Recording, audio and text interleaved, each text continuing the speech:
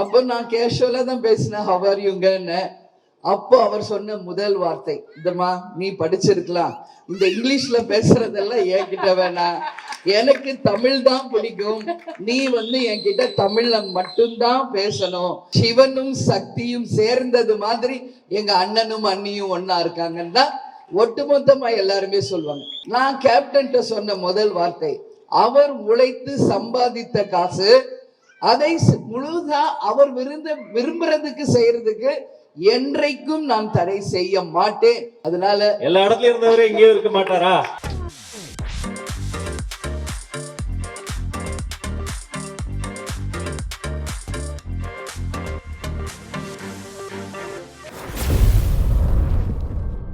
அரங்கமேறின கரவொலியோடு தேமுதிக பொதுச் செயலாளர் திருமதி பிரேமலதா விஜயகாந்த் அவர்களை வாஞ்சையோடு மேடைக்கு அழைக்கிறோம்.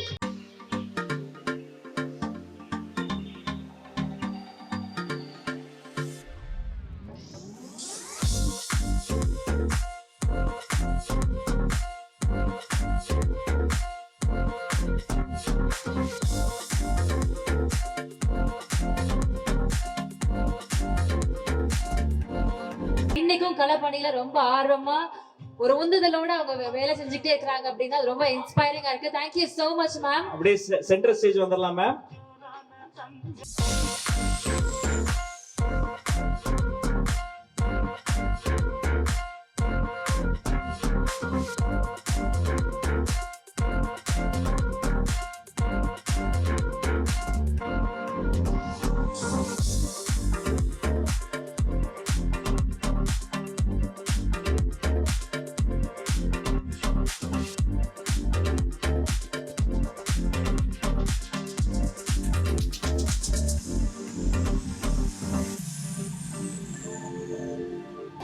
உங்ககிட்ட ஆசையா ஒரு சில கேள்விகள் கேட்கணும்னு நாங்க நினைக்கிறோம்.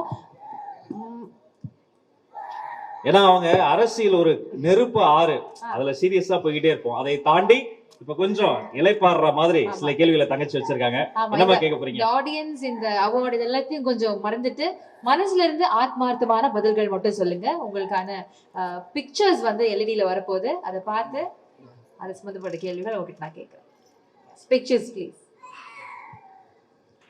ஆஹா, புரட்சி கலைஞர் கேப்டன் விஜயகாந்த் பக்கத்துல இருக்கிறது ஹீரோயினா மேம்? நீங்க தானே? இல்ல, இது எங்களுக்கு திருமணம் முடிந்து ஒரு வாரத்துல எடுத்த போட்டோ. அப்ப கேப்டனுக்கும் எனக்கு ஒரு இன்டர்வியூ வச்சிருந்தாங்க, ஏன்னா புதுமண தம்பதிகள் அப்படின்னு. சோ அவருக்கு நான் கோட் போடுற மாதிரி நிறைய விஷுவல்ஸ் ஷூட் பண்ணாங்க. சோ மேரேஜ் முடிஞ்சு 1 வீக்ல எடுத்த படம். Okay, newly married couple photo. ஆமா, நியூலி மேரிட் கப்பிள்ஸ் தான். ஆமா மேம், நீங்க அரசியல் களத்துல 2 பேரும் சேர்ந்து இருந்து நீங்க பணியாற்றுறத நாங்க பாத்திருக்கோம். ஆனா ஒரு கப்பிளா, ஒரு கணவன் மனைவியா எவ்வளவு ஒரு லவபிளான ஒரு பர்சனாலிட்டிஸ் நீங்க 2 பேரும். சார் எவ்வளவு லவபிள் உங்க மேல, காதல் விஷயத்தை பத்தி. கேப்டன் கோபத்தை எப்படி காட்டுவார்னு உலகத்துக்கே தெரியும். அன்பையும் எப்படி காட்டுவாரா அவங்க கிட்ட, வெளிப்படுத்துவாரா? கண்டிப்பாக. எங்க கழக நிர்வாகிகள் இருக்காங்க, அவங்களுக்கு தெரியும் கேப்டனுக்கும் எனக்குமான பாண்டிங் என்ன அப்படின்னு. எல்லாருமே சொல்லுவாங்க, சிவனும் சக்தியும் சேர்ந்தது மாதிரி எங்க அண்ணனும் அண்ணியும் ஒன்னா இருக்காங்கன்னு தான் ஒட்டுமொத்தமா எல்லாருமே சொல்லுவாங்க. அவங்கள பொறுத்த வரைக்கும் அண்ணன் வேற அண்ணி வேற கிடையாது. இப்ப கூட அவர் சார் சொல்றப்போ அவர் செய்த அத்தனை உதவிகளையும் நான் தடை செய்யல அப்படின்னு. நான் கேப்டன் சொன்ன முதல் வார்த்தை, அவர் உழைத்து சம்பாதித்த காசு, அதை முழுதா அவர் விரும்புறதுக்கு செய்யறதுக்கு என்றைக்கும் நான் தடை செய்ய மாட்டேன். அது உங்கள் விருப்பம்.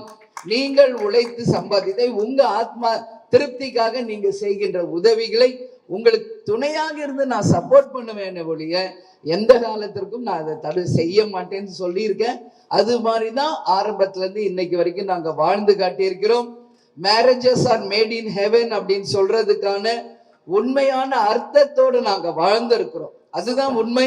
இன்னைக்கு கலாச்சாரம் என்கின்ற ரீதியில் என்னென்னவோ நடந்துகிட்டு இருக்கு. திருமணமான கொஞ்ச நாள்லயே எல்லாம் டிவோர்ஸ் பண்றாங்க. அதெல்லாம் எனக்கு பாக்குறப்போ உண்மையிலேயே ரொம்ப மனசுக்கு கவலையா இருக்கு. ஈவன் எல்லாரும் திரையுலகில் பிரபலங்கள் whoever it is. நான் என்ன சொல்றேன், ஒரு ஹஸ்பண்ட் ஒய்ஃபுக்குள்ள நல்ல புரிதலும் விட்டு கொடுக்கும் மனப்பான்மையும் இருந்தால் அந்த வாழ்க்கை இந்த உலகத்தை விட ஒரு சிறந்த ஒரு வாழ்க்கையாக நிச்சயமாக அமையும் என்பதுல மாற்று கருத்தே கிடையாது. அதனாலதான் நம்ம பெரியவங்க எல்லாம் சொல்லியிருக்காங்க, திருமணங்கள் சொர்க்கத்தில் நிச்சயிக்கப்படுகிறது என்று. கேப்டன் அப்ப உச்ச நட்சத்திரம். அப்பவே புலன் விசாரணை படம் ரிலீஸ் ஆகும்போது தான் அவரை நான் கல்யாணம் பண்ணேன். ஸோ அவர் வந்து 92nd மூவின்னு நினைக்கிறேன். அப்பதான் நான் கேப்டன் மேரேஜ் பண்றேன். அவர் பிறந்து வளர்ந்தது எல்லாம் மதுரை, நான் பிறந்து வளர்ந்தது எல்லாம் வேலூர் மாவட்டம். சுத்தமா எங்களுக்குள்ள எந்த ஒரு கனெக்ஷனுமே கிடையாது. அப்போ கடவுள் பார்த்து இணைத்து வைத்ததான் எங்கள் திருமணம். அந்த இலக்கணத்துக்கு தகுந்த மாதிரி ஆன்மீக ரீதியாக, கலாச்சார ரீதியாக, குடும்ப ரீதியாக தமிழர் பண்பாடோடு வாழ்ந்த ஒரு கப்புள்ஸா தான் நாங்க வாழ்ந்திருக்கிறோம். ரொம்ப ஸ்வீட் மேம், ரொம்ப அழகா உங்களுடைய அனுபவத்தை ஷேர் பண்ணீங்க, ரொம்ப நன்றி. கேப்டன் கேப்டன் அப்படின்னு நீங்க சார் அட்ரஸ் பண்றீங்க, நீங்க செல்லமா சார் எப்படி மேம் கூப்பிடுவீங்க? என்னங்கன்னு கூப்பிடுவேன். என்னங்கன்னு கூப்பிடுவேன். என்ன பிரேமான்னு சொல்லுவாரு. அதை விட நான் எல்லார்ட்டையும் சொல்றது, ஃபர்ஸ்ட் அவரோட என்ன போன்ல கனெக்ட் பண்ணாங்க ஆஃப்டர் என்கேஜ்மெண்ட். அப்போ போன்ல கனெக்ட் பண்ணும்போது என்கிட்ட பேசணும்னு ஹலோன்னு சொன்னாரு. எனக்கு என்ன பேசணும்னு தெரியல, ரொம்ப பயமா இருந்தது. அப்போ நான் கேஷுவலா தான் பேசினேன், ஹவ் ஆர் யூங்கன்னு. அப்போ அவர் சொன்ன முதல் வார்த்தை, இதம்மா நீ படிச்சிருக்கலாம், இந்த இங்கிலீஷ்ல பேசுறதெல்லாம் என்கிட்ட வேணாம், எனக்கு தமிழ் தான் பிடிக்கும், நீ வந்து என்கிட்ட தமிழ்ல மட்டும்தான் பேசணும், அதனால நீ வந்து இன்னைக்கு சொல்றதுதான் கடைசி வரைக்கும் நீ அதை ஃபாலோ பண்ணணும்னு சொன்னாரு. அவர் பேசின அந்த முதல் வார்த்தை தமிழ் மீது அவர் வைத்திருந்த பற்றினுடைய அடையாளமாக, அதை இன்றளவும் நான் ஒவ்வொரு நிமிடமும் அதை யோசிக்கிறேன். சோ தமிழ் மீதும் தமிழ் மக்கள் மீதும் அவர் கொண்டிருந்த அந்த அன்பும் பாசமும் தான் இன்னைக்கு அந்த மக்கள் அவர் மீது காமிக்கிறாங்க. இப்ப அவர் கூட கேட்டாரு, கேப்டன் மறைந்து 1.5 வருஷம் ஆயிருக்கு, இன்னும் ஆயிரக்கணக்கான மக்கள் கேப்டன் கோயிலுக்கு வர்றாங்கன்னா, கேப்டன் உண்மையில் மக்களை நேசித்தார், மக்கள் உண்மையாக கேப்டனை நேசிக்கிறார்கள். இதுதான் அதுக்கான அர்த்தம். எனவே தமிழர்கள் மீதும் தமிழ் மீதும் அவர் கொண்ட பற்றுதான் கேப்டனுக்கும் எனக்குமான முதல் கலந்துரையாடல். சிறப்பு. அடுத்த பிக்சர் பார்த்துக்கலாமா?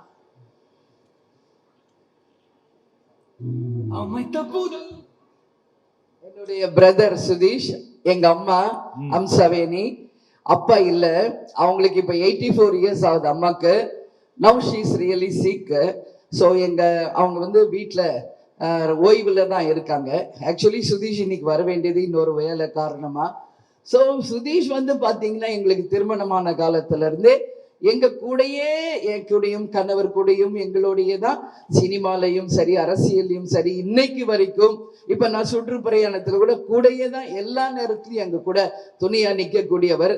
அதனாலதான் எல்லாரும் சொல்லுவாங்க, மலை ஏறினாலும் மச்சான் துணை வேணும்னு. அந்த மாதிரி உண்மையான ஒரு மைத்துனராக, உண்மையான என்னுடைய பிரதர், மிக மிக டெடிகேட்டட் ஒரு பிரதராக தான் இந்த நிமிஷம் வரைக்கும் இருக்காரு. அவருக்கும் இந்த நேரத்தில் வாழ்த்துக்களை தெரிவிச்சுக்கிறேன். தம்பியுடையான் படைக்கஞ்சான் அப்படின்னு சொல்லுவாங்க இல்லையா, அவர் வந்து கவசம் அப்படின்னு, கேப்டன் என் நினைவு சரியா இருந்தா கவசம் அப்படின்னு சொல்லுவாரு. எவ்வளவு ரொம்ப முக்கியம் உங்களுக்கு தம்பி. இப்போ ஒரு பப்ளிக் லைஃப் அப்படின்னு வந்துட்டாலே நம்ம எவ்வளவு நல்ல விஷயங்கள் செய்தாலும் நம்மளை வந்து தூற்றி பேசுபவர்கள் தான் நீங்க அதிகம், பழிச்சொல்களை சொல்பவர்கள் தான் அதிகம். பழுத்த மரம் தான் கல்லடி படும் அப்படின்ற உதாரணத்துக்கு தகுந்த மாதிரி அது திரையுலகமா இருந்தாலும் அரசியலாக இருந்தாலும் நம்மளை வந்து யாரும் அவ்வளவு ஒண்ணு ஈஸியா அப்ரிஷியேட் பண்ணிட மாட்டாங்க. அதுல என்ன குறை கண்டுபிடிக்கலாம், அதுல என்ன வந்து தப்பு சொல்லலாம் தான் பார்ப்பாங்க. அதுக்காக தான் நாங்க சொல்றது, கேப்டனை வந்து காப்பாத்துவதற்காக நாங்க ஒரு ஷீல்டா அவருக்கு இருந்தோம். அதான் சுதீஷ் அடிக்கடி சொல்வாரு, அந்த ஏச்சுக்களையும் பேச்சுக்களையும் பழிகளையும் நாங்கள் சுமந்து கொண்டு கேப்டனை வந்து பாதுகாப்பாக நாங்க எல்லா நேரத்திலையும் வச்சிருக்கோம்.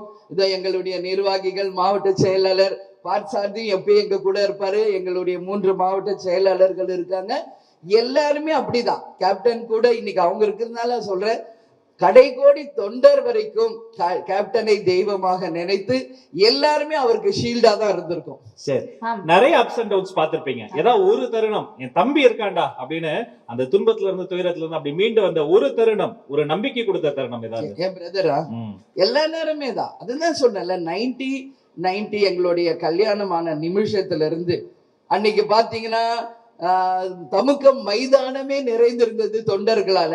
அப்போ கேப்டன் வந்து அந்த ஓபன் ஜீப்ல தான் நாங்க போறோம் ப்ரொசெஷன். அப்ப சுதீஷ் தான் பக்கபலமா என் கூட சப்போர்ட்டுக்கு நிப்பாட்டினாரு. அன்னைக்கு ஆரம்பிச்ச சப்போர்ட் இந்த நிமிஷம் வரைக்கும் தொடர்கிறது.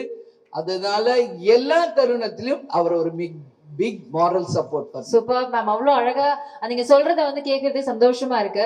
ஏதாவது ஒரு பர்டிகுலர் டைம்ல இன்னைக்கு என் தம்பி என் கூட இல்லையே, இந்த தருணத்துல அவன் இந்த தருணம் அவரு ஹேமச்சந்திரனுடைய ஃப்ரெண்ட். அவரு ஆக்சுவலி இத பிக்ஸ் பண்ணது சுதீஷும் ஹேமச்சந்திரன் தான்.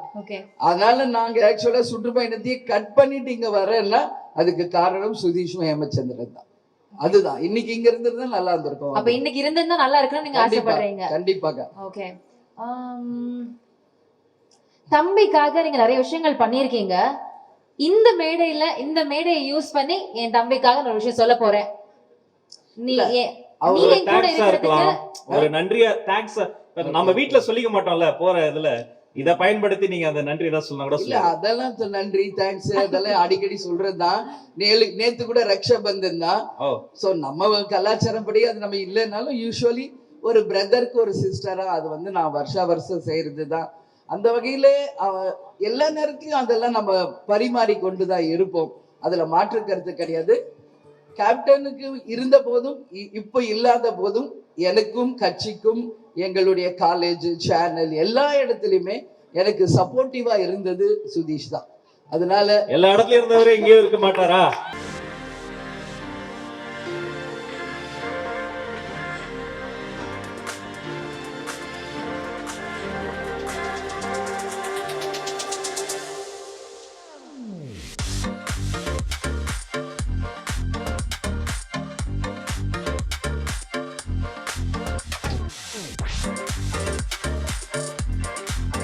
வாங்க, நம்ம brand of the CEO Hemachandran அவர்களை அரங்கம் நிறைந்த கரவொலியோடு மேடை கலைக்கிறோம்.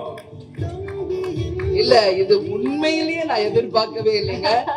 இதுதான் உண்மையிலேயே எனக்கு மிகப்பெரிய ஒரு சந்தோஷத்தை கொடுக்கிற தருணம். ஏன்னா காலையில வரைக்கும் என் கூட தான் டிராவல் பண்ணிட்டு இருந்தாரு. ஸோ இன்னைக்கு 2 பேருமா தான் சேர்ந்து வர வேண்டியது.